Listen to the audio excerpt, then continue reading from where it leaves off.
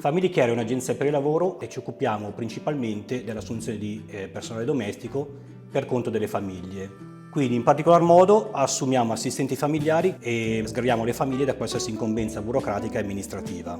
Siamo a Varese, in via Carrobbio numero 15. Potete contattarci al nostro numero di telefono o inviandoci una mail.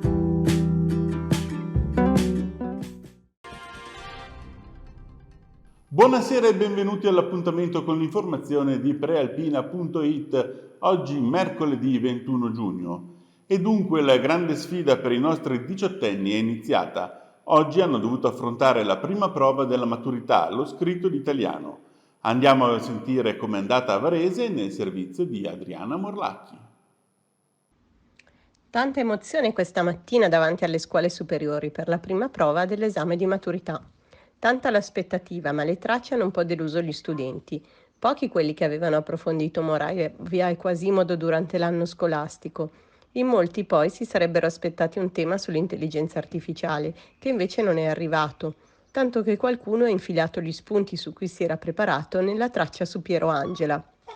Risultato, sia nei tecnici che nei licei, tantissimi studenti hanno optato sulla traccia che chiedeva di commentare il valore dell'attesa e che consentiva di spaziare nel descrivere il rapporto con i social. In pochissimi hanno scelto la traccia critica nei confronti della maturità e chi lo ha fatto è stato Transhan. Questo esame sarebbe da abolire, almeno per la nostra generazione, quella del 2004, che sta ancora pagando gli anni di didattica a distanza. Inutile negarlo, i ragazzi si aspettavano un tema sull'intelligenza artificiale, invece questa traccia non è stata proposta. Una studentessa del Candiani di Busto ha spiegato a Laura De Fendi come è risolto il problema. Ho fatto l'esame di maturità adesso. Hai fatto questo collegamento interessante nella traccia dedicata a Piero Angela anche con l'intelligenza artificiale? Ho parlato praticamente di quanto l'uomo in quest'ultimo periodo sta sempre più inventando, sempre di più creando nuove tecnologie e che poi dopo gli impediscono, diciamo, di arrivare e sviluppare delle attività che magari prima erano normali, come per esempio la macchina fotografica che parlava appunto Piero Angela, parlava della Kodak, che adesso non è più utilizzata perché ci sono le macchinette digitali. Quindi questo succede anche con l'intelligenza artificiale, secondo cui appunto poi molte delle domande che vengono fatte si fanno all'intelligenza artificiale perché non si ha voglia di cercarle in un altro modo. Cambiamo ora decisamente argomento. Violenze tra ultrà di Varese e Napoli dopo la conquista dello scudetto da parte della formazione partenopea. La questura di Varese ha presentato il conto, distribuendo ben 49 DASPO. Ci racconta tutto Marco Croci. La questura di Varese ha emesso 49 DASPO, ossia il divieto di accesso agli impianti sportivi nei confronti di altrettanti ultrà di Varese e Napoli. Per la precisione, il provvedimento riguarda 24 biancorossi e 25 partenopei. I primi aggredirono alcuni tifosi azzurri che la sera del 4 maggio festeggiavano pacificamente nel centro di Varese lo scudetto conquistato dalla loro squadra.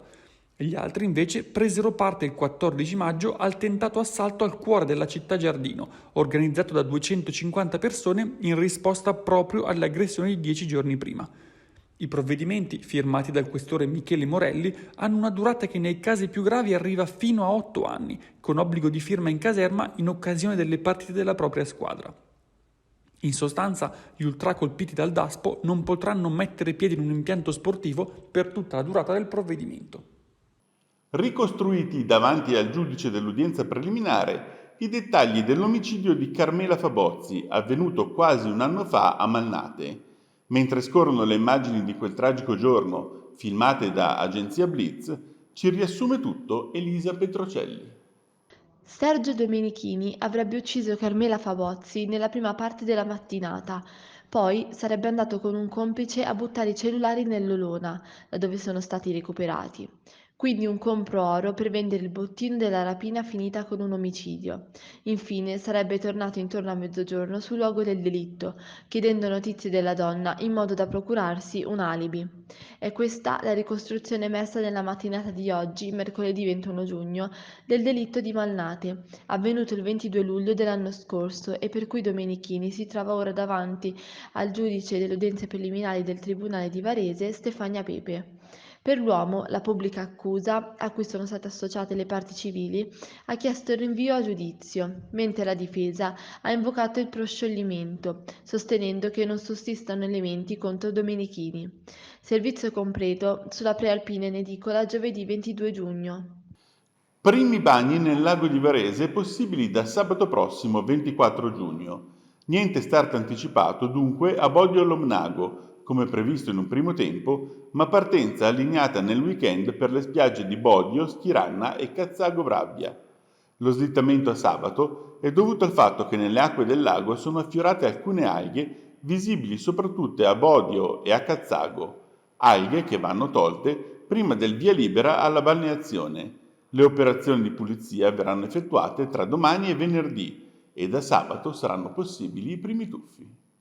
È stato proclamato uno sciopero che interesserà il personale di Trenord venerdì 23 giugno dalle 9 alle 17. Pertanto durante questo orario potranno verificarsi variazioni a servizio su tutte le direttrici della Lombardia. I treni in partenza alle 9, ma con arrivo nella destinazione finale oltre le 10, potrebbero essere comunque cancellati. Potranno essere coinvolti anche i collegamenti aeroportuali Milano-Cadorna, Milano Centrale, Milano-Porta Garibaldi Malpensa e la S50 Malpensa-Bellinzona. Per il solo servizio aeroportuale saranno previsti autobus sostitutivi senza fermate intermedie tra Milano-Cadorna e Malpensa. Varese è solidale con profughi e alluvionati. Ci dice tutto Barbara Zanetti, le immagini sono di Agenzia Blitz. Gianni Bottinelli, vicepresidente FISM e anima del San Vittore Festival. C'è un'importante eredità che è stata lasciata da questa iniziativa che si è svolta in maggio.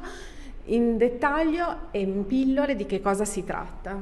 Sì, gli organizzatori hanno deciso di devolvere il ricavato dello spettacolo Pinocchio alle scuole materne paritarie di Varese. Noi come presidenti, come rete delle scuole di Varese siamo molto contenti di questo gesto e abbiamo deciso a nostra volta di devolvere quello che è stato ricavato ad altre iniziative, e sono due iniziative. Uno con padre Damiano Puccini, che è un sacerdote che sta animando un campo profughi in Libano dove accoglie bambini siriani, e poi teniamo conto dell'emergenza dell'alluvione che c'è stata in Emilia Romagna, per cui devolveremo parte del ricavato anche alle scuole dell'Emilia Romagna che sono state alluvionate.